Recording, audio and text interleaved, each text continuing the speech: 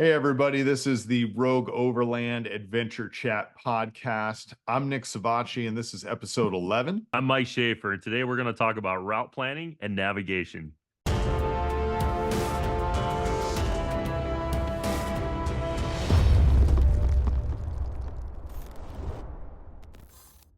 So, as discussed today, we are going to get into how do you plan a trip starting from nothing, like maybe just where do I want to go?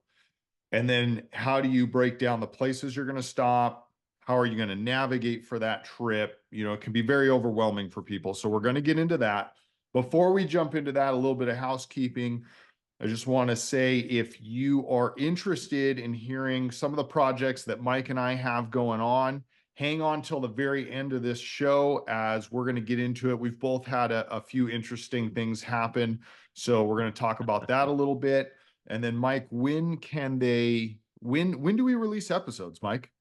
Yeah, Nick. So we're releasing episodes the first and third Sunday at 11 o'clock Pacific time, first and third Sunday of every month. Let's get into this. How do you plan a trip? And I'm going to dive into this, Mike, and then go ahead and jump in wherever. Yeah, I definitely feel like between the two of us, Nick, you've definitely got a lot more experience trip planning. I've put some trips together, but man, you have. You're the machine on this. So yeah, so just to give an idea, we plan trips everywhere from just one nighters, maybe take the family out, bring the dirt bikes, do some riding, leave the next day, Yeah. all the way to the middle distance, which would kind of be the Rogue Overland expeditions. You can watch some of those videos on YouTube, and those are going to be more along the line of 5 days. And then also up to we have traveled through a state for 17 days.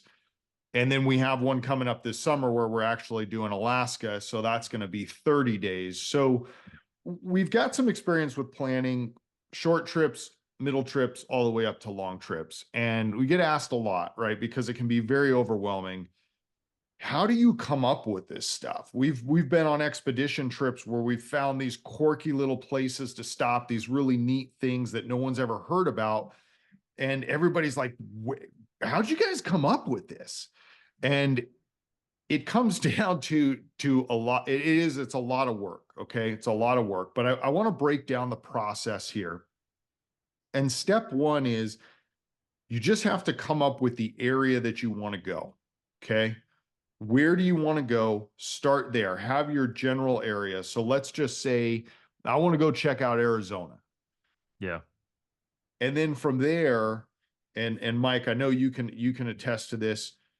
We've got to pick the time of year based on the area and the elevation. Yeah, that's super important because we've definitely been caught with our pants down a couple times on some trips where the weather was completely wrong. Absolutely. Mojave Preserve, I 110. was just thinking that, man. We planned a trip and it was supposed to be the last weekend of nice weather, and the temps just Oh my spiked gosh, right man. before we went. I Yeah. remember laying in the rooftop tent, like saying the wind was blowing too. I don't know if you remember, like all the windows down, like in my underwear, sand blowing on top of me. It was like one of the worst nights of sleep I think I've ever had camping or out and about. Yeah, our group has toughed out some pretty rough weather, but do you remember that was supposed to be a 2-day trip and we Yep. all kind of got together, and I don't know who cracked first, but somebody was like, I'm kind of thinking about not staying the I second think it night. was me, man, because I remember there was a blacktop road and we got there and it was kind of that point where it was like, well, we need to go this way to find camp or, the interstate's that way. And I was like, hey, Nick, I think I'm done, man. Because the wind and wind is I hate wind, man. It's Oh, about the one thing. And I remember just being super windy. And I think I was the first one to be like, dude, I think I'm done. and it was like And it was a house of cards after that. yeah, Everybody was like, yeah. I'm I out. don't think it took much arm twisting to get you to be like, no, I'm good. Yeah, that was a rough one. So Anyway, the gist of that comes down to look at your weather patterns, and then the general rule of thumb is going to be lower elevations, right? Is you're going to want lower elevations when it's colder times of year and higher elevations when it's yeah, warmer times of year. Okay. yep, So start there. And then once you have that locked down, you're now looking at big picture. Okay. So I always tell everybody, look at the big picture. Where are you? What's your time frame? I have 3 days. I have a week. Okay. So take your timeline, and just for an example, let's just say you have a week. All right. So we have a week. Now what you need to do is start broad and say, I know I'm going to start here. This is going to be my starting point. So I'm going to start down in Tucson, and I want to end up in Flagstaff, right? Point A, point B. Okay, boom. You've got your point A, point B. You have your general timeline. All right. Now, our rule of thumb over the years, and Mike, you can correct me if I'm off on this, but our rule of thumb over the years is if we're not doing a kids trip, then you can probably travel somewhere around 200 miles in a day. Okay. Now that's going to fluctuate, of course, depending on is it slower terrain? Is it Yeah, interstate? if you're rock crawling, you're not doing 200 miles. Yeah. Yeah, exactly.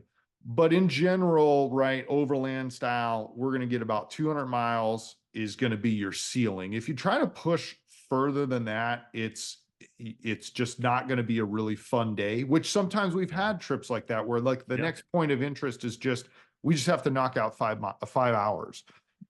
But in general, if you want it to be fun, think 200 miles or less. Okay. And that fluctuates depending on intensity of the terrain.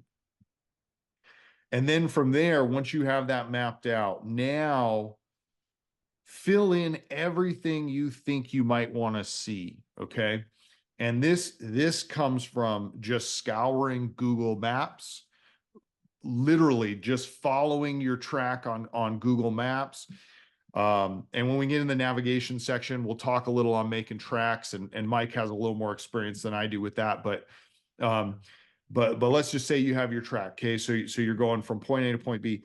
Just scour Google Maps, follow Google Maps, zoomed in, zoomed out, play around with how close you're following it.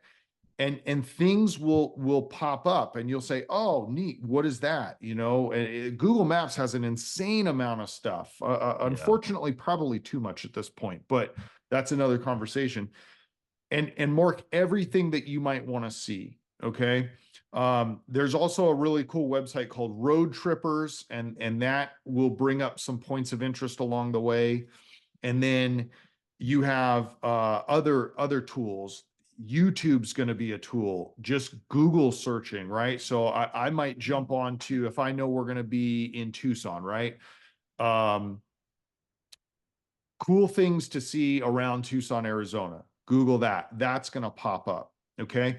Yeah. And you can spend as much time as you want and get as deep as this into this as you want to. And of course, the more time and the more you scour the internet and the more you're on Google, the cooler things you're going to find. Okay. And then the other tool, of course, is going to be social media posts. All right. That's going to give you the opportunity to find things as well. And kind of point you in the direction. You might see a picture, somebody doesn't geotag something, which we're all for, but they might say, hey, cool petroglyphs outside of Tucson, Arizona. Well, then you can Google petroglyphs around Tucson, Arizona, and you'll be able to dig into the internet and find these things. Find a lot of info. Yeah. So list it all, list everything that you might want to see. Okay. And then now what you're going to do is you're going to start to take and condense that. All right. You're going to say, okay, cool. I want to go to the biodome. Right. So that's going to be 90 minutes. And I want to go by this zip line thing. That's going to be 3 hours. And what you want to do is you want to say, how full do I want my day? How much day do I want at camp just relaxing?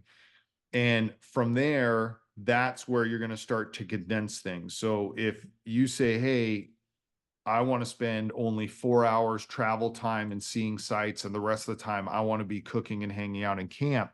Now, okay, I need to cut 4 things. I might only have time for 1 or 2 things. So now you take and you condense that schedule down. All right. And then from there, what I always tell people, if you're traveling by yourself, maybe you don't have to do it as much. But if you're traveling in a group of, say, more than 5, you need to now take what you've condensed down and probably drop it by another 20%. I Okay. think that's always the hardest part for me is knocking that stuff out too, because I'll end up with a whole list of crap that I want to see. And then you just gotta start limited. Well, like, man, I don't have time to spend 2 days in this one town, you know? Yeah. So Yeah. take that stuff that you do have to cut out, put it on a list because there's a second trip down the road there for you. Exactly, exactly. And a great example would be watch the Rogue Overland Expedition 2017. If you search that video, we cut so much stuff out of that trip and we learned a ton because it was an absolute derailment of the plan. We ended up about a half a day behind schedule. We ended up camping Yeah. somewhere where we weren't even planning on camping. So, um, and it's because we were too aggressive with the things we wanted to see. You just have to realize that you either need more time or you're not going to be able to see it all. Yeah. Okay. Otherwise, it's going to be stressful. It's going to be stressful because it's just going to be too much stuff and too fast of a pace. Now, some people like that. I'm type A personality. I can thrive on that stuff. But for a lot of people, Yeah. overlanding, right? What they want that time at camp, Yeah. And and a more comfortable it's pace. about, spending the time to get the quality time at all those places too. You don't wanna rush through something so fast that you mark it off the list and said, "Hey, I got to see this cool train on the side of the road," but you didn't get to enjoy it. You wanna make sure you enjoy this stuff too as you're going around. Yeah. And that's where cutting that 20% off. Yeah. I promise you, you're going to look at you're going to say, I can see all this stuff. There's no problem. Cut 20 more percent after you've Yeah. distilled your thing down, your plan down. Um, and then the other thing is gas stations. So get your mileage, break down your mileage, and make sure that you've searched to see how far your distance is for gas. Okay. And do I need to carry extra gas? On the, I think it was the 2022 Rogue Overland Expedition, we had a long stretch and everybody had to gas up. They had to carry auxiliary gas because Yeah. we were not going to make it to another gas station before you'd run out. So make sure that you break down your mileage. And again, if you're four-wheel drive, your mileage is going to be less than if you're running interstate. Okay. Yeah. So break that down, and then you're going to start searching on Google Maps, find your gas stations, make sure they are legitimate open gas stations because you don't want to get caught out there without an opportunity to fuel Oh, back up. yeah, for sure. It's a Okay. bad day. And then the last thing I would comment on as far as planning the trip is you're going to want to look at your camping opportunities. Now, again, if you're dealing with a small group, you can kind of wing this. You can run when Mike and I go and we're traveling together with our families, a lot of times we'll know generally where we're going to camp, but we'll figure it out on the way. My family went and did a trip many years ago to the eastern part of the easternish, I guess, South Dakota. So not quite east, but there's not a lot of BLM land out there. So we actually had a really hard time finding campsites, even though there was only our family. We weren't running with anybody else on that one. So the size of your group, the bigger the group, the more likely you're going to need to pre-find campsites. The less BLM there is in that state, the more likely you're going to have to find campsites. Okay. And then there's tools like I think it's recreation.gov, there's iOverlander, Seeker. There's a bunch Uh, of van life apps too. I know I've seen Vicky use over the years that seem to work yeah. pretty good for that Yeah. too. Seeker, I think, is the one. I think it's Okay. SEEKER is the van life one Okay. that seems to have some decent campsites. Um, Google Maps again, great option. So you're going to want to look and then reaching out to people in the community. Now, some people are a little tighter on sharing campsites. We have a list of campsites that we're comfortable sharing, and then a list of campsites that we're a little more hesitant to share. Yeah. But that being said, you just between reaching out to the community and looking online, and some of these apps, you're gonna have an opportunity to find your potential camping areas, whether that's BLM or pre-reserved campsites. The one piece of advice I would give with iOverlander is be very careful. And I don't want to throw the van lifers under the bus on this because I do have a van as well, but depending on what you want, we've seen campsites on iOverlander where it's listed as, hey, great campsite, easy access. And we get there and you're literally parked right next to the road on just a little like shoulder of the road. So make sure you do your research as far as when you find those sites, pull up the coordinates, throw those into Google Map, blow Yeah. that up, and see does this look like a decent campsite, or am I just looking for somewhere to sleep for 6 hours before I continue down the road? Then it might be fine. But you just need to be a little careful because some of those apps, there's not a great filtering device for is this a nice campsite versus is this just somewhere that you could sleep? One thing that I like to do is I don't know if you mess with Google Earth much. I know you use Google Maps a lot. But I've found a lot of cool stuff on Google Earth to go check out just by clicking on those little pictures that people have uploaded over the years. Mm. Neat points of interest and stuff like that. And we found a bunch of cool stuff out in the desert like that. Yeah, that's a good one. And I also think Google Yeah. Earth is a lot better for trying to get navigation to see if a campsite is level or more Yes. um, There's a lot of good stuff there for graded. Google Earth. Yeah. Yeah. No, I totally agree. I do a lot of route planning. We can talk about that in Google Earth actually. Oh, nice. Um, yeah, that's kind of what my go-to has been in the past. But yeah. Okay. Yeah. Yeah, so that's kind of your general trip planning, like how do we throw the trip together? Before we jump into the navigation side of it, I just wanted to remind everybody if you're enjoying this podcast or enjoying any of our podcasts, be sure to go to YouTube and do all the things, the like, subscribe, click the bell button. That really helps us out a lot. And on the same token, if you're in Spotify or Apple iTunes, whatever you're listening to this in, go over there and rate us on there also. Leave a review, click the stars. It really helps us out, get this channel out to other people so that we can help people get out there and explore just like the rest of us are doing. Yeah, and something I'd like to comment on YouTube is if you have some tips for how do you plan a route, and then later into this we're going to talk about different navigation options. Throw that in the comments. It's great. People read the comments, leave a comment down there, and if we miss something that maybe you do that you find very beneficial, it's only going to help all of us be Oh more yeah, efficient at planning these trips. 100%. We want to take a quick second to thank a sponsor that has come on board for the 2024 Rogue Overland Expedition. If you're not familiar with the Rogue Overland Expedition, it is an epic journey that is different every year. We take 25 participant rigs on a 3 to 5 day overland adventure. This adventure includes camaraderie with other travelers around the campfire, seeing cool places and immersing yourselves into local cultures, and also some cool obstacles to be tackled by your vehicle. The sponsor that we'd like to thank today is Adventure Trailers in Prescott, Arizona. We've had some personal experience with Adventure Trailers, having used their habitat on our 2017 Toyota Tacoma build. And I can tell you from personal experience that the quality is top notch. They are a comprehensive overland fitment center. They can outfit your trailer with any of the overland gear you need, from propane stoves to heaters. And what they're most known for would be their truck toppers and their truck campers. You can check them out at atoverland.com.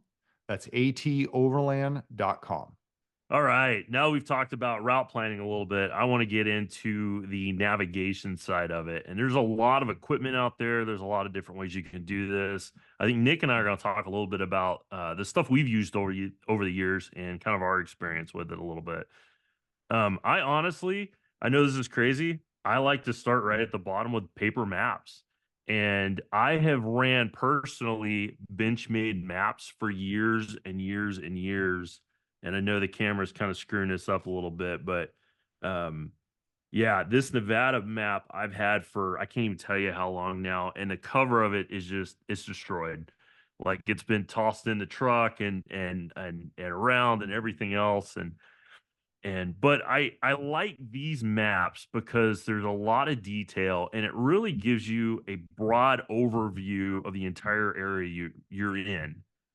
It's not going to nitpick every little trail out there. You can't zoom in on them obviously and see them, but it gives you the ability to see the big picture kind of thing. Like, Nick talked about before, if you're going from here to here, that may be over the spread of two or three pages.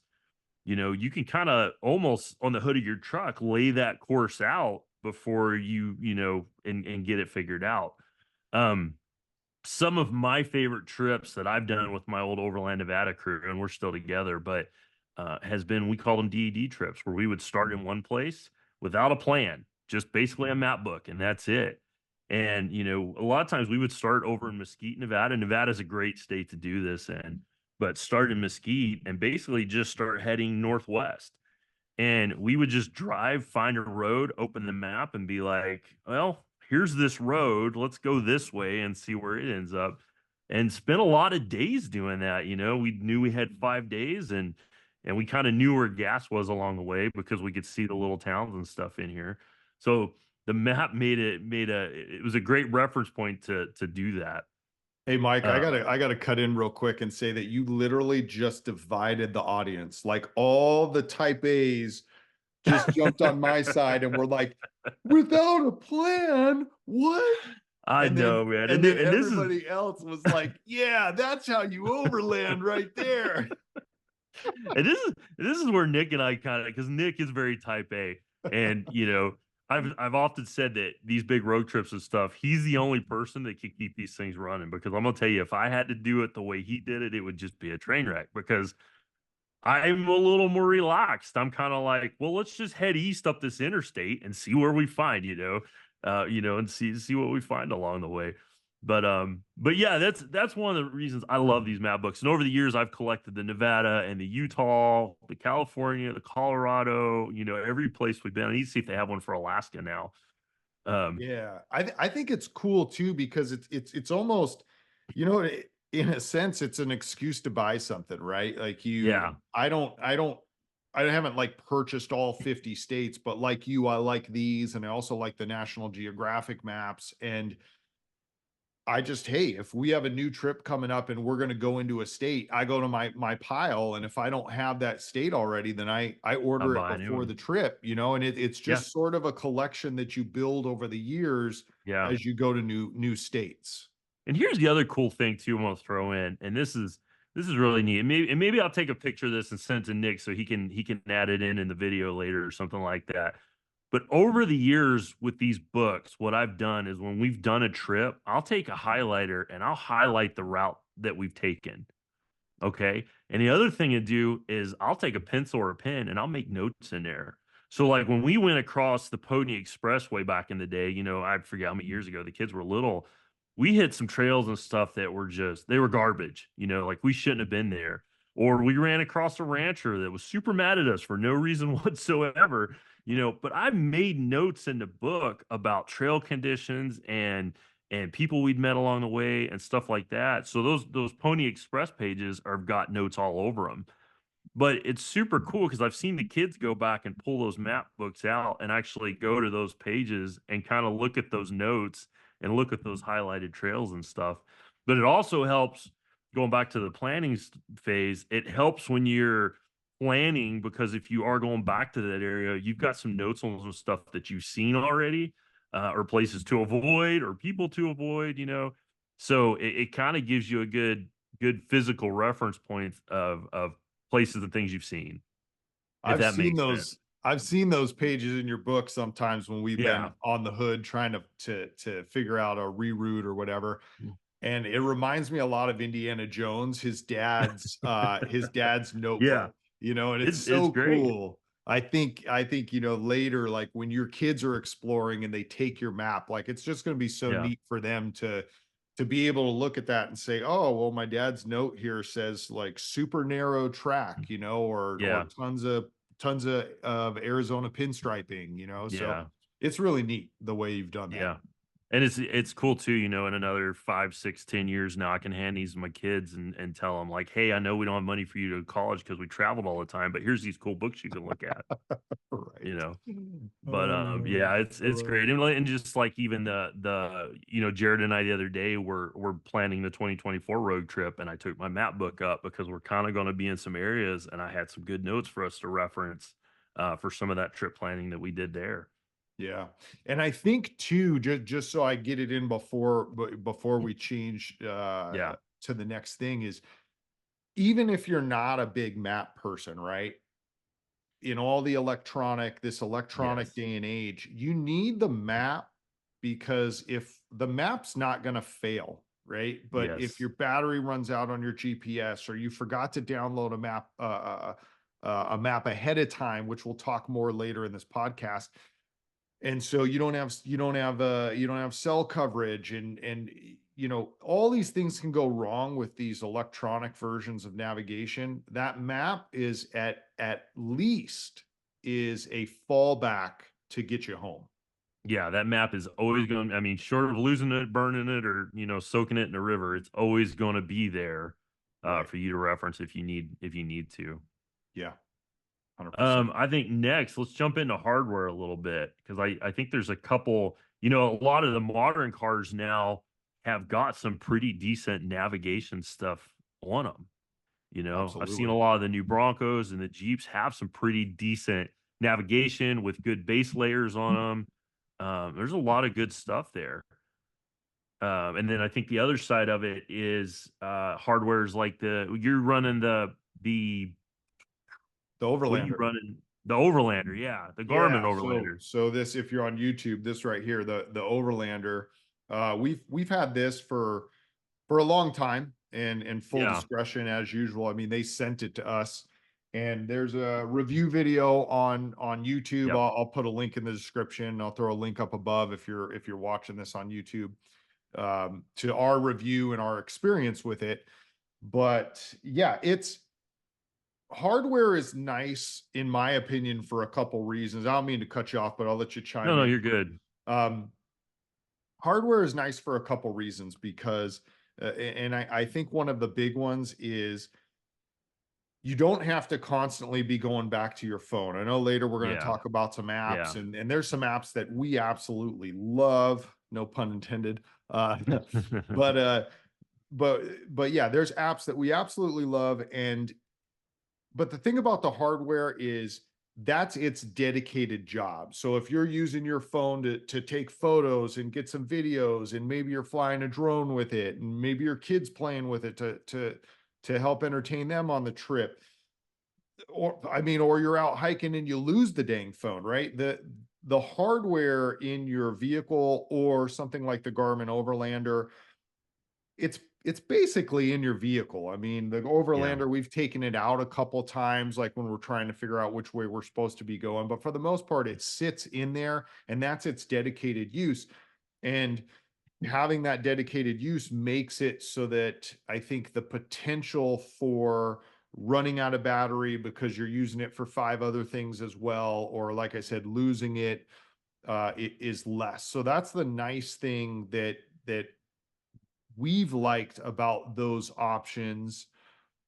I think one of the drawbacks to them is that it is just that, right? It's hardware. And I guess nowadays apps need to be updated as well, but you need to get that hardware updated at some point, right? So for the Garmin yeah, Overlander, that means taking it back to your computer and updating it.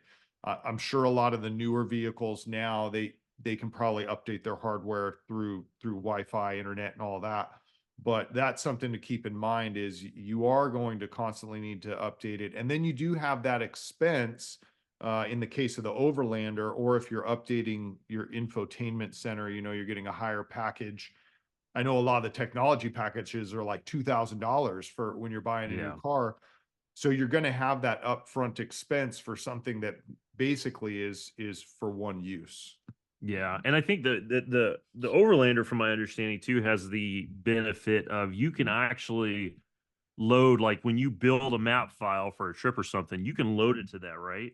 I don't know a Yeah. vehicle hardware or vehicle navigation system that you can load track files into. I mean, nothing that I've seen, Yeah. I haven't right? either. So I haven't either. And if you're on YouTube, comment below. Let us know if yeah, you're familiar with a different navigation hardware piece, or a software in the cars that allows you to update the tracks. But no, to your point, Mike, you so are the correct. The Overlander, you can upload those GPX files. Okay. into it. And it's got different base layers and stuff too that you can work through if you want. So it's a little more Correct. it's got a little more functionality than your regular vehicle navigation system as far as I know.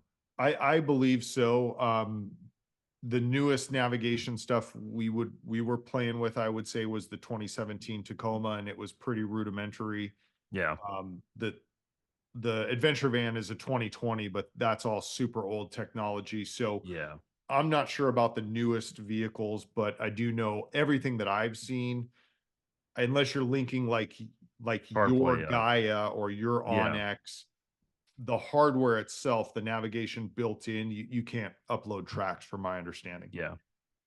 Yeah, that's kind of my understanding too. But since you brought that up, I feel like maps to we're going to talk about apps now. That's kind of where most people are at, or using apps Yeah. on their iPad or their iPhone or something like that. And I know you and I have both kind of messed with some different apps. I'm a Gaia guy. And I have been probably more because I've had it forever and I got into the software super early. Yeah. So I grew up kind of understanding it and learning it. I know OneX has done a lot in the last few years to really push that platform far, and they've done a lot with trail systems and stuff like that. Um, Yeah. Sorry. but Go ahead. no, no, I was just gonna say, I think, right now I'm running Gaia on a phone, and I do have OneX too. I'm not as familiar with it, but I'm running it on my iPhone on the dash, which works really good. I know like Sean, he actually bought, and I did this in the past, but it just got sold. I couldn't use it anymore. I had a dedicated iPad mini. It was a good size with Gaia loaded on it, and that was basically my dedicated GPS software. It was like a generation one and got sold. I couldn't do anything with it anymore. Um, Yeah. I always liked that setup that you had. yeah, I've only used the apps on my phone. yes, And again, the issue with that is the multitasking of the phone. yes, So basically you're plugged in the whole time because it's constantly draining the yeah. battery using that GPS. But I've always liked the way you've done it. And I know there's several people in the crew. I'll see if I can lay in actually a video of what Sean has set up on his FJ, His is a because sweet setup. yeah, he actually mounted the iPad to the dash with a magnet system. Yeah, But I think that's a really cool way to do it, it because is. you have that bigger screen, and then you have, again, that dedicated piece of hardware that's for your navigation. Yeah, And I also know one of the other guys, Oliver, um, he had all the important information for his vehicle loaded up on that iPad as well. So like factory service manuals, Haynes manuals, oh, that's a great um, idea. Have it all yeah. in one So thing. that's Well, a, shoot, that's now a I want whole another iPad. nother thing, which we'll talk about in a future podcast when we talk about preparing vehicles for trips. Yeah, But if you break down, that piece of hardware has all that information on there that's going to help you with your rig as well. So that's another yeah. perk to it. That's a great idea. And I know like I mean, I'm using the phone now, obviously, but kind of the same thing. But I mean, we use that for streaming music if we're in service or got a bunch of music on there. So yeah, if you can run a dedicated older iPod or iPad or something like that for that, I mean, it's a great thing to run that app on. But the phone works great too. Yeah, The nice thing about the phone is you've got it with you all the time. That is a bonus of that. true. You can grab it, walk out of the truck, when you're late on your paper map, and you can, discuss trip planning real time with everybody. Yeah. But yeah, I'm a Gaia guy because I know it. I know you're an Onyx guy, and they've done a lot. I need to get in there and mess with it more. Well, I wouldn't say I'm an Onyx guy, but yes, I, like you, grew up, quote unquote, grew up with Yeah, Gaia. I was yeah, using Gaia way back when it first came out. Um, Gaia doesn't sponsor this podcast. Garmin doesn't. Onyx doesn't. If any of you yeah. want We're to reach out, paying all this stuff. but no, but since using Onyx, one of the guys, Off-Road Therapy, Jeff, he said, "Hey Nick, you gotta check out Onyx. Like, you just need to." And I had a cool opportunity to hang with the Onyx guys on one of the Overland Adventures, the four-wheeler magazine, Overland Adventures, and Yeah. we had kind of delved into it. And I actually had a version of Onyx that was when they first came out, and we were talking. I said, I think I have an account. And I went to sign in, and he looked at my version. And he's like, oh my gosh, dude, your version is so old. Because their original version, I tried it. It was clunky. I didn't like it. Yeah. I went back to Onyx. And then after that trip, he said, no, no, we've updated a lot of stuff. I updated it.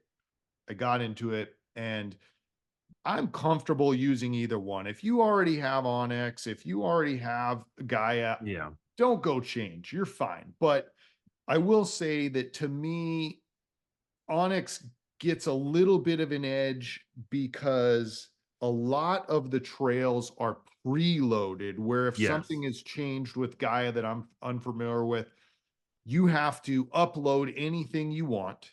Okay. Yeah. So there's that. I love that a lot of trails are already there. And then the other thing, and again, maybe Gaia has an overlay for this that I'm not familiar with, but all the property, I mean, you'll see, like, I'm going to be on BLM, I'm going to be on Yeah. Arizona Trust Land, I'm going to be on Sitla in Moab, so on Onyx, and correct me if I'm wrong, Mike, I don't think Gaia has that. Onyx has all that stuff right there. I don't think it's Onyx, I believe, has done a really good job of building that layer. I don't think Gaia has. I think you can get in there and find that stuff. I don't think it's as clear as it is on Onyx, is my understanding. Okay, Again, I haven't messed with it that much, but gotcha. Now, when you talk about building a track, yeah, I've used both softwares. And I think they're both fine. They all have their snap to connect things that kind of automatically yeah, fills in if the track is pretty clear. You can bring in say you're going to run, you want to run part of the Cocopelli trail, but then you're going to kick off here. Well, you can upload the Cocopelli trail and then you can connect your trail off of it. So yeah, I think software wise, building the trail, they're both very similar. I feel like Onyx is a little clunkier trying to share it because they basically want everybody in on the app and then you share mm, it with other app users. You can pull that GPX file, or what's the other one? KLM file or yeah. KLM and KZL, I think, or something like KZL. that. Yeah. It's the two Google Earth file formats. You can pull those out and you can get it to other people who are using Gaia. It's a little clunkier going from Onyx out to other people versus where Gaia is very easy and straightforward Yeah, to it's just super easy to share from export the Gaia. file. Yeah. Yeah. Now, I haven't done as much work with it. I've done a little, but I don't know if you want to talk a little on Google Earth because I know you've Yeah. built some trails with some files with that. Yeah, I've done a lot of stuff in Google Earth, and again, this is just like between Nick and I. Nick has really forced himself to be a technology guy, and I think he hates it a little more. I'm I do. not. Like I kind of like when I was younger, I was really into it, and just got to a point where I'm like, I don't want to spend the time to get good at technology anymore. So I really struggle with some of this stuff. And I think part of that is why I've used Google Earth for so long, because I kind of learned how to use it and then it just worked for me and I never had issues with it. But the thing I like about Google Earth is you can go in there and build tracks and basically just drop your points along a dirt road, and you can build that trail point by point all the way out. And like when we did the Pony Express, years ago, I built that whole trail from one side of Nevada to the other in Google Earth, Nice. basically dropping one point at a time and building different track files out of that. Couple things that I like is, like I talked about before, they've got those little pictures in there. You can kind of find points along the way. But I also like, as you're building those tracks, it'll give you an exact mileage. I mean, like down to like the hundredths of a mile or something like that. Um, so it's easy for me to kind of lay out a track that way and kind of lay the mileage out along with it and kind of get an idea of where that mileage is at. Is Google Earth the easiest way to do that? Probably not. I think a lot of things, like you talked about, a lot of stuff has changed with Linux and Gaia and track building and stuff. It's probably a lot easier to do it there now. Yeah, But I know. I'm old school. It's how I learned to do it, and I hate spending the time to learn that stuff. Well, and you get everybody, right? You get everybody from all walks. out, Yeah. quote unquote, overlanding or adventuring is more what I like to describe it as. And Yeah. so I think that it's good to comment on it because you don't have to get an app if you're not comfortable with it. You can build these things on Google Maps, Google Earth. You Yeah. can do it in an app. And I will say, just so it's clear and we don't get comments saying, oh, hey, you can do that in Onyx. Um, I think you can in Gaia as well, but Onyx has a Yeah. really cool feature where you can drag along the track and it will tell you how many miles into the track you are, what the Gotcha. elevation is. So they do have a cool Yeah. little display that's if you're an ultra runner or if you're a mountain biker, you've seen these before, elevation maps for races. And it's just a little thing, almost like a histogram, and you just drag across it and it'll show you where that is on the track that you've built. It'll show Yeah. you the elevation, it'll tell you what the highest point is, the lowest point, things like that. Yeah. I think something that's really important to comment on before we talk about the next segment that we're going to talk about is it's very important where hardware has a lot of the maps are there, that it's in the hardware or it's satellite based. The um, the apps are going to be based on what's on your phone. So Oh, you yeah. That's a good need point. to download those maps onto your phone ahead of time. Because if you go to leave and you have cell coverage and then you didn't download those maps ahead of time and then your cell coverage goes away, you're going to lose your maps. Your line will still be there in certain apps, but you're going to lose the map. So make sure that you download and you know how to download those things ahead of time so that you have that information when you're offline. Yeah, and I know you've got to download every layer that you want to be able to have offline too. I know Gaia has, I don't know how many layers they've got, but there's a zillion layers out there, I feel like. Yeah. And then, I'll kind of flip between two or three of them. So if we're going to an area in central Nevada that doesn't have cell service, I have to make sure I download all three of those layers to make sure that I've got the ability to look at all of them. Yeah. And the other 100%. thing you got to play with too is how far in do you want to be able to zoom clearly?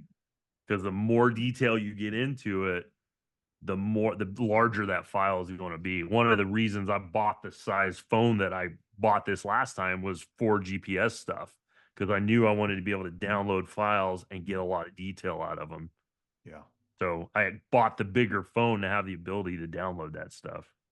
Yeah. That's a good point. That's a very good point because you can fill a phone Yeah. up pretty quick with some of these Oh yeah. files. Yeah, because some of those files can get huge. Like I've essentially got all of Central Nevada downloaded on a couple different map layers and just keep them on the phone all the time. Yeah. I think when you go into my apps, Gaia has like 10 gigs of stuff in there right now or something like that. Now, what I will say, a good backup is Google Earth. Sorry, excuse me, Google Maps. Google Maps, you can also download an area. There's no detail whatsoever, but if you're going to be offline and you want to be able to plug in like whatever, get me to Tombstone, Arizona. If you downloaded the Google Maps file ahead of time, it will still be able to navigate those things. There's really no detail in it whatsoever. But But if it's you're enough that on, it can yep, build the file. yep. I did not know that. Oh yeah, yeah. It's really cool, and those files are much smaller, right? So it's a really quick download. To download these massive square mileage Yeah. areas, and you can name them and all those things. Like Northern Death Valley, whatever. Yeah. So just keep that in mind as well. I always like to do that as a backup. Also, is I'll just download those offline files in Google Maps of anywhere I'm going to Gotcha. be. So if on the fly we're trying, you can't search like for ice cream shops or things like that, but you can have like a point on the map, a And it'll city and get navigate to you. it. Yeah. Nice. That's awesome. Yeah, I didn't know that. So before we jump on to the next section, something I want to comment on is we are always trying to improve. We are always trying to improve. We're going to have some episodes coming up where we're actually interviewing people from the adventure community. Leave a comment below. Leave a comment on things you think we're doing well and maybe things that we could do better, because we're always trying to improve. If you look at the Rogue Overland videos on YouTube and you look back at the stuff from 2016, you will see that the quality of production is infinitely better compared Yeah. when you look at the newer stuff. So that's what we want to do with this podcast. If there's things that you would like us to talk about, leave a comment. If there's ways we can get better, leave a comment. We are open to getting that information so that we can continue to improve. If you're Yeah, enjoying absolutely. this video, smash that like button. Consider subscribing to the channel. If you're on the podcast, give those 5 stars there on a review for the podcast. And then also, if you want to help support what we're doing here, you can go over to rogueoverland.com/shop. We have hats, hoodies, all kinds of swag. You can purchase that, sport some of that Rogue Overland gear. That helps us basically just continue to grow what we're doing here. And then also, if you're on YouTube, check the links below. We have some links to Amazon.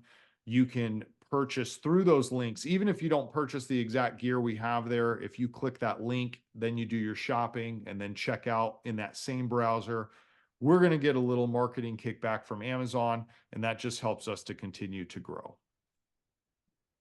All right, Mike, I think the last portion that we wanted to talk about, and maybe fits here, maybe doesn't, but we wanted to talk specifically on the Garmin InReach. Yeah, we kind of went back and forth on this one a little bit because it kind of fits into the GPS navigation side, and then it kind of fits in the trail comm side too. So I wanted to talk a little bit about it. I think I'm gonna throw it here because you can use this as a GPS receiver, and I know we both are running it. I'm running the Garmin Mini, and I think you're running. I forget which model you got, but more of the full size model there. Yeah, the original InReach. Yeah, and you know they're good because you can do some mapping on them. I know yours has a map right on the display if I remember right. Correct. Yeah, mine pairs to my phone and actually has mapping in the app itself, in the Garmin app itself. Nice. Mainly purchased mine because I wanted to be able. We get a lot of times get out in the middle of nowhere and maybe there's 2 trucks or something. I wanted to be able to communicate with people back home in case something went bad. That was my main reason for getting it. Now, there's been other situations. I know we've had friends break down on the trail or whatnot, and they've been able to get a hold of us because of their inReach, so that we could run parts out to them or get support, help out to them. Um, meeting up in the middle of the night. You know, there's been times where Nick's been able to go to a camp spot before I've been able to get off work or get the family together and get them trucking, and I've been able to get in there and reach out to him on the inReach, and say, Yeah. "Hey, where did you guys end up? Give me some GPS coordinates, send me a plot so that I can find my way out to you guys." I think this is one of those safety things to It me. is, yeah. To me, it was And a there's, big safety thing. you could go as simple as these guys who are way, way better than I am with ham radios, and you can Yeah, bounce off repeaters and you can be out of cell service and you can communicate with somebody. What I love about the InReach is when you're in a scenario where you don't have cell service and you need to communicate, you can do so. And I yeah. have a great example of that. And Mike is Mike is one of my Mike is one of my 1 a.m. friends. Okay. So if you're not familiar with the 1 a.m. friend, the 1 a.m. friend is the one that gets the call from you at 1 a.m. And before he really even knows the full story, yep, I'm getting my pants on right You're putting the now. pants on. Okay. So and I have a prime example of how the inReach would have been beneficial. It was after this that I told my wife, I said, we need an inReach. We need some type of satellite Yeah. communication. Okay. We've just chosen the inReach, but of course there's other options with satellite phones and such. This just seems to be the most tangible for what we do. And so we're out with the Deadman Offroad guys, and we were filming a review of their product, and it's a really neat product. Check it out if you Good haven't guys before. too. Great Yeah. guys. Oh, good guys, good guys. Yeah, Yeah. Deadman Earth Anchor is what it's called. Yep. And I'll link that video in the description here. But we were taking a trail that you lose service in the middle of the trail. Well, they bent a tie rod going over an obstacle, and in this particular instance, they didn't have any spare tie rods. And so we were stuck in this scenario where we don't have cell service. We had the two rigs. So we had my rig on Conius, and then we had their rig. And excuse me, we had three. We had one other rig with us, and we have no way to communicate. All we need is a tie rod. That's it. And, or a tie rod connector. And so we had to send one vehicle out ahead to get to cell service, to make the call, to get some bring in the reinforcements. Well, they leave, right? And this is getting towards the end of the day. We're filming towards the end of the day, and so it's starting to get dark, and we actually fixed the tie rod because some time has went by. We don't know if they got out, if they got comms. Now that rig is by themselves, so maybe they broke. Who knows? Yeah. So we said, all right, let's try to do some self, and we rigged up this whole deal and used the winch and the earth anchor and all this stuff to actually. It was a pretty good fix, actually. Yeah, yeah, and actually we took some old wrenches, put those around the quote unquote fixed tie rod, which of course is now insanely weak, zip tied the heck out of it, and then duct taped the heck out of it. And we were actually able to drive this off the trail, pulling them over some of the bigger obstacles. Yeah. But the point is we didn't know what was going on. Is help coming? Is help not coming? So we get off the trail, and I don't even know, Mike, by this time it's 11 o'clock or something. And we get off the trail, and I can finally get a call out to my wife, and my wife says, Mike, Sean, and we were on the way. Who else it was? They were on the way an hour ago. Yeah. But now, of course, they've been out of cell service, so we can't. So we were on the trail. They're on the trail. Trying to catch you guys. Exactly. And so they're on the trail trying to find us. And of course, they're like, hey, did we miss them? Where on the trail are they? What? So, and all we could do was sit at the finish of the trail, hoping that they just continued through. And eventually by, I don't even know, midnight or something like this, they roll up behind us. And now we know everybody's safe. Everybody got off the trail. And they had the spare parts we needed. But of course, the point is, had we had the inReach, we could have all been in communication the entire time. Yeah, we could have been called off at the beginning of the trail before we ran the entire thing. There was a lot of things that could have went down differently. Yeah. So it's a very, from a safety standpoint, if you're going to be getting anywhere where there's no cell service, and this was literally right outside of Las Vegas, we weren't even way back off the grid, so to speak. No.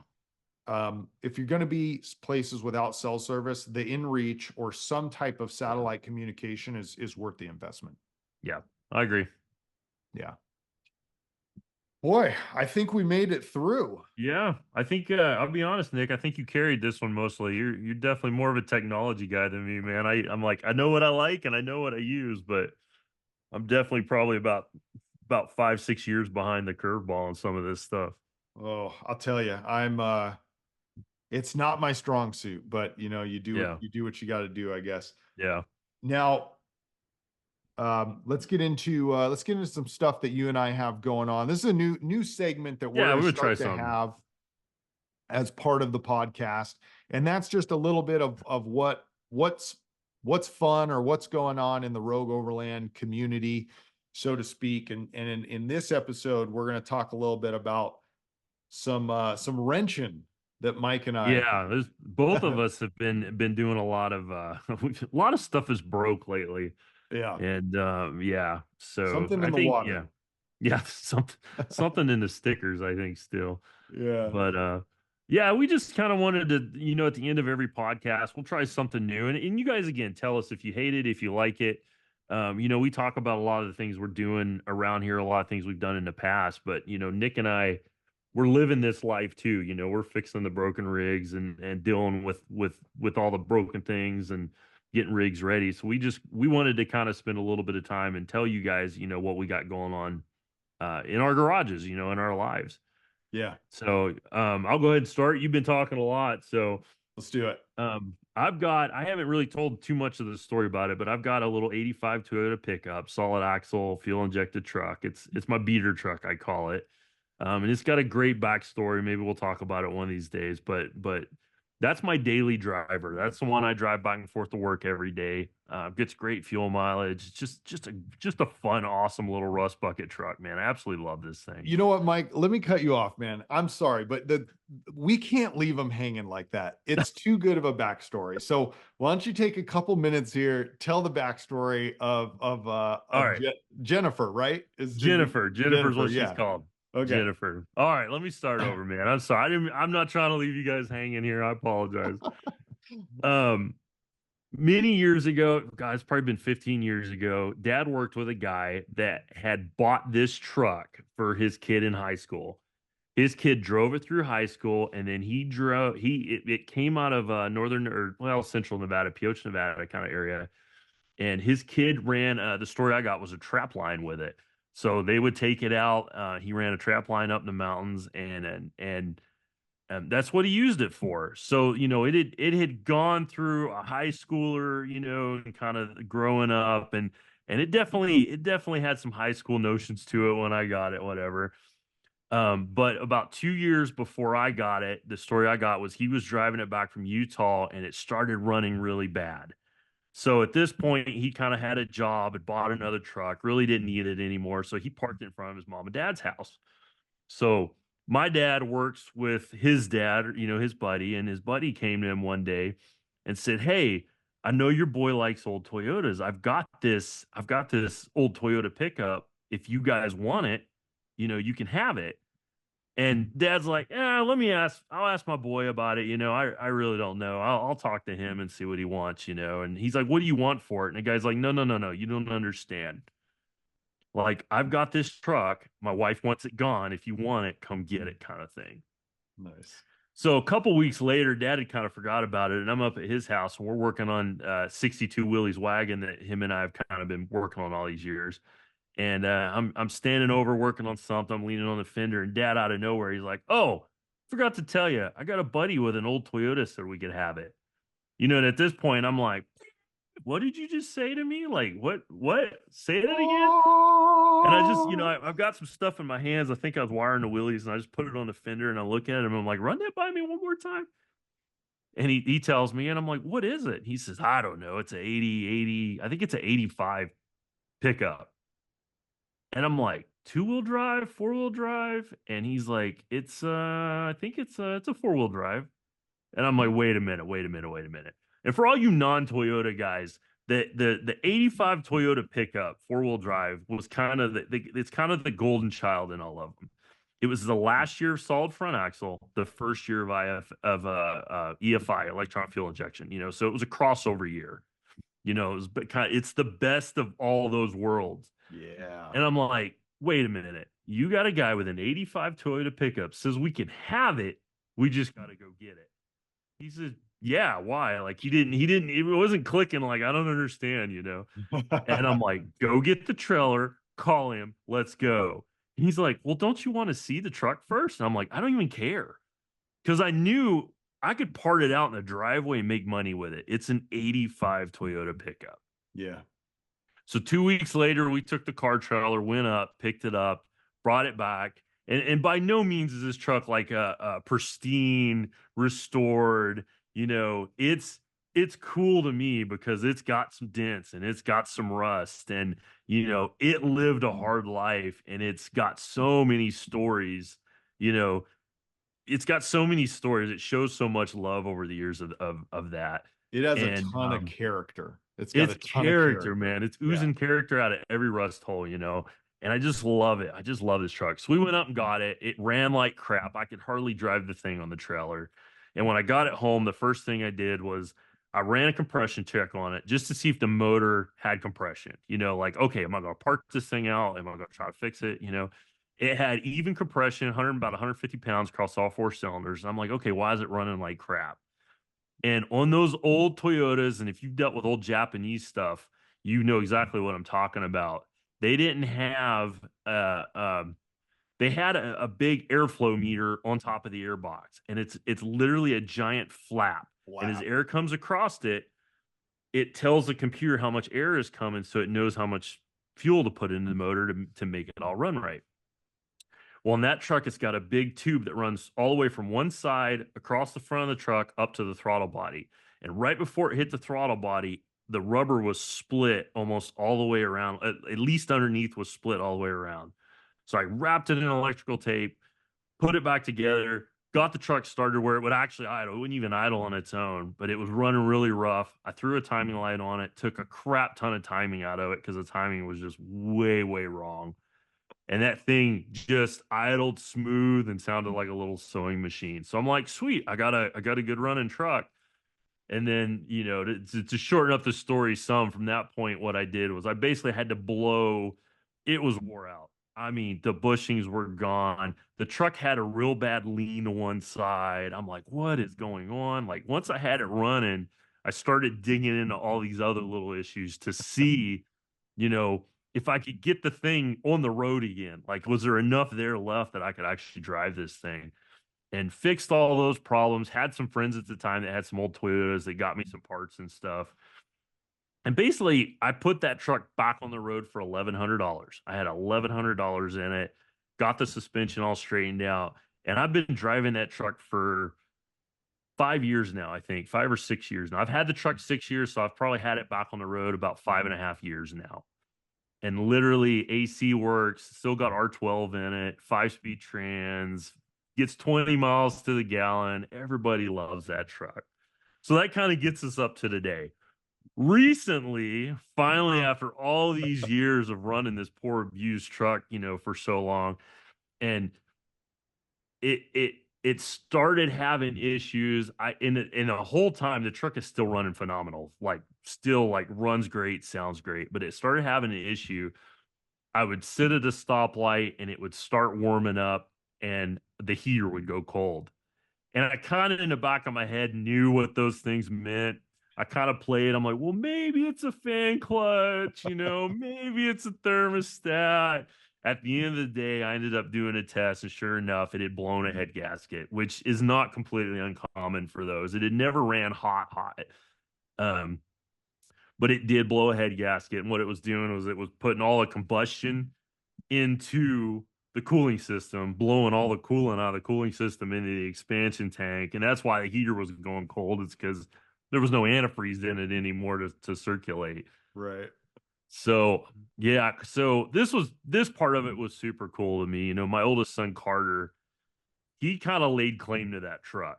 When I got the Dodge and decided we were gonna, that I was gonna keep that pickup, I kind of talked about selling the 85, and my family went berserk. They would have thought you would have thought I was gonna, put the family dog down or something.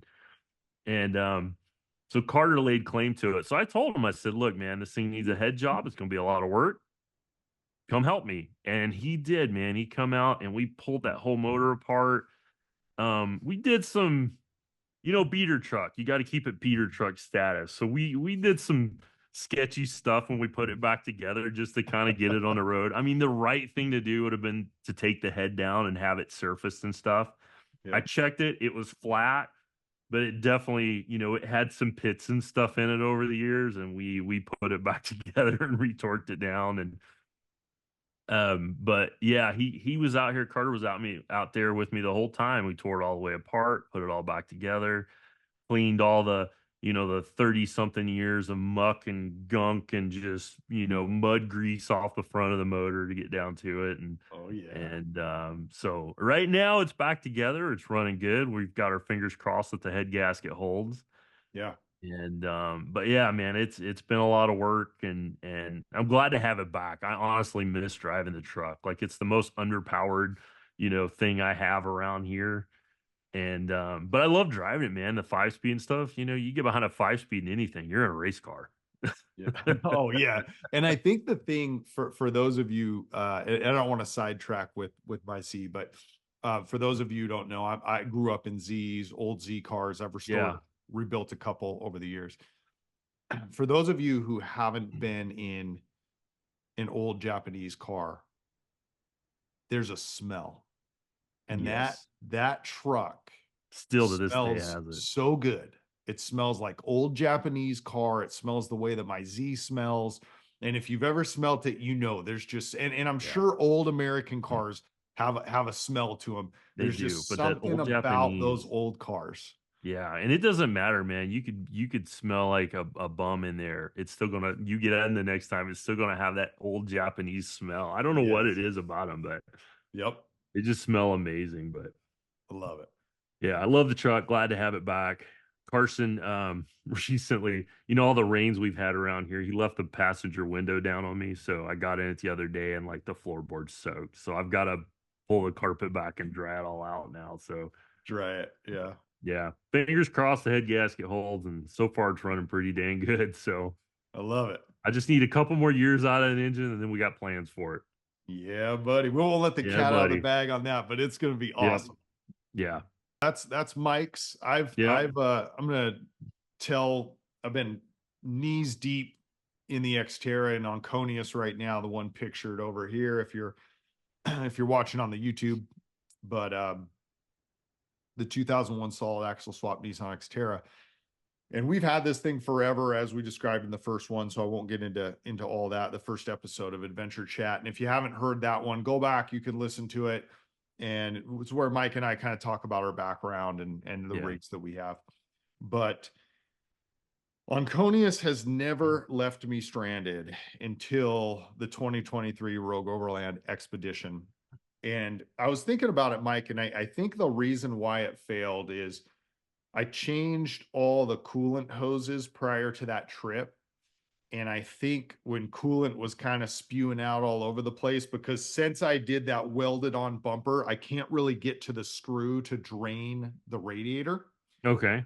And so I think potentially some of that kind of got into the engine Oh, into that cover belt.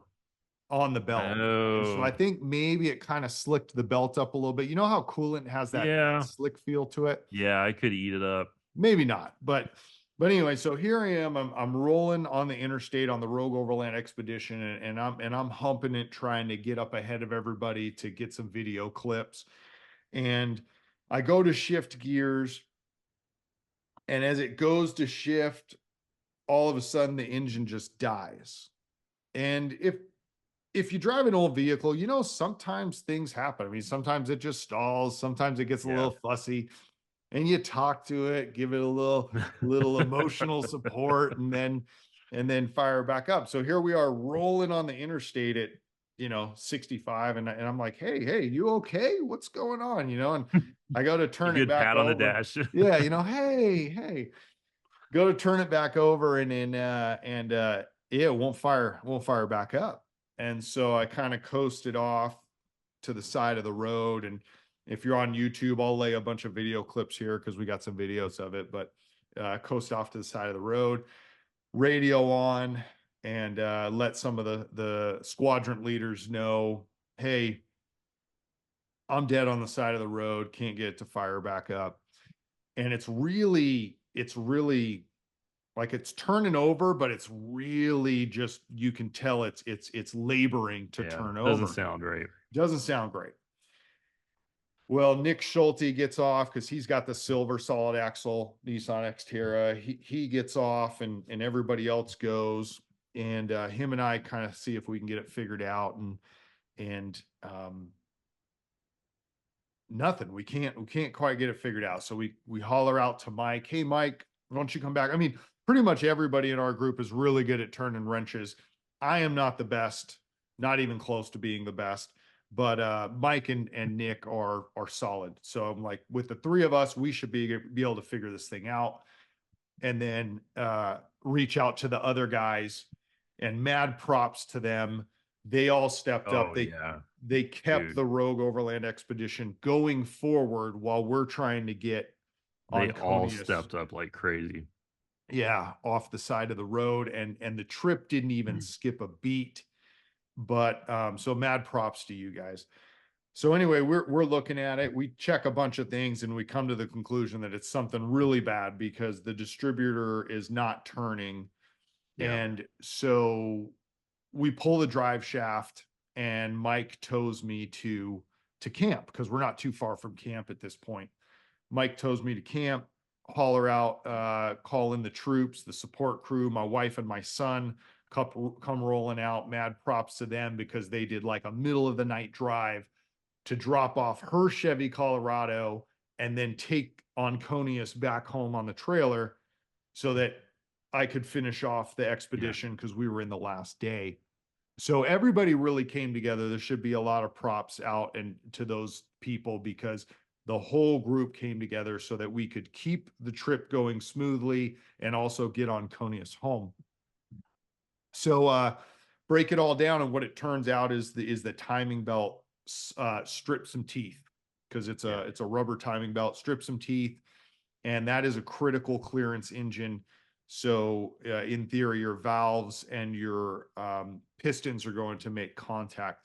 So pull the engine out, send it out to an engine shop in Vegas. So anyway, so that's where I'm at right now is the engine's out, but it's at the house, it's rebuilt, send the transmission out to get rebuilt, and basically almost done cleaning up wiring and some bushings that I found and things that are just much easier to get to while the engine's out. Yeah, And you did a good getting in there and taking care of all that stuff ahead of time, man. It's not very often, in theory, it's not very often you got an engine out of an engine bay, but if you do, man, that's the time for maintenance stuff in there. oh yeah, like changing those bushings were much easier. Oh yeah, I'm moving the compressor. Mike built an awesome bracket, and the compressor is now moved to a really awesome spot. Put an ARB twin it's in a sweet there. setup. And then the AUXBEAM switch panel, made a mount for that. So I'm cleaning up all the wiring, rerunning some locker lines, and actually sprayed the transmission tunnel with that rubberized coating to just deaden some of the sound. Yeah, And yeah, so it's a race engine, so you know you got to try to keep the sound in the engine bay. that's right. That's right. But yeah, so actually after this podcast, I'm about to put the engine up on the engine stand and get all the accessories and everything, the covers bolted back on. Yeah, so I'm hopefully ready. next weekend is going to be drop the engine in weekend and get this thing running. So Awesome, man. I'm excited to see that back. You not having a Conius has affected all of us now. Okay, I know it's really limited some of our rock crawling lately. you said that the other day and it made me chuckle. You go, hey, you not having your rock crawl up and runs affecting my rock crawling. We need to get back out. Oh my gosh, dude. It's been too long since we've been on a Oh man, I hard feel crawling. I feel like all I've done lately is fix crap. Like from one helping dad fix stuff for friends of his, but we swapped the LS and a Chevy pickup with him. Jennifer's been down, been working on the Dodge. Like I swear, man, all I've done lately is freaking engine work, and Yeah. I'm ready to get back out. Like I'm ready to get back on the dirt bikes. They've been sitting too long. I'm ready to get back out on the trails, do some rock crawling. Like it's time. Yeah. Well, It is time. after next weekend, hopefully we'll be ready to rock. We'll get one on the books. Yeah. Right on, man. I'm excited. All right, Mike, where can they find us? You can find us on Facebook, Twitter, Instagram, all the just look up excuse me, at Rogue Overland, and you can find us at all the normal social media spots. Okay. And then we're on all the podcasts at Yep, we're Adventure on Chat all or Rogue Overland. It's Rogue Overland Adventure Chat. You can find us. We're on Spotify, Apple are the two biggest ones. And that's another thing too, guys.